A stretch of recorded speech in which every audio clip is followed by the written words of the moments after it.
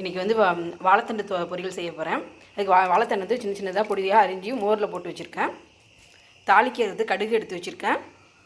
உளுத்தம்பருப்பு, காஞ்ச மிளகா, பைத்தம்பருப்பு கொஞ்சம் ஊற வச்சுருக்கேன், 1 டீஸ்பூன். கொஞ்சமாக தேங்காய் எடுத்து வச்சுருக்கேன். அடுத்து என்ன செய்கிறதுன்னு காமிக்கிறேன். தேங்காய் எண்ணெய் ஊற்றிருக்கேன். அடுத்து கடுகு, உளுத்தம்பருப்பு, காஞ்ச மிளகா போட்டு தாளிச்சிடுவோம்.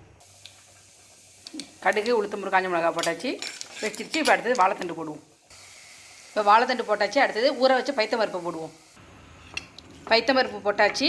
இப்போ தேவையான அளவு உப்பு போட்டுக்குவோம். உப்பு போட்டாச்சு.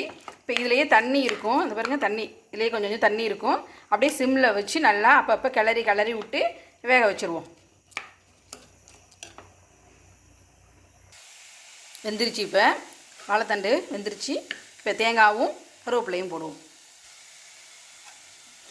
தேங்காயும் கருவேப்பிலையும் போட்டாச்சு. இப்போ நல்லா ஒரு கிண்டி டோம்னா வாழைத்தண்டு பொரியல் ரெடி. நீங்களே இதுமாரி ஒரு தடவை செஞ்சு பாருங்கள், செம்ம டேஸ்ட்டாக இருக்கும்.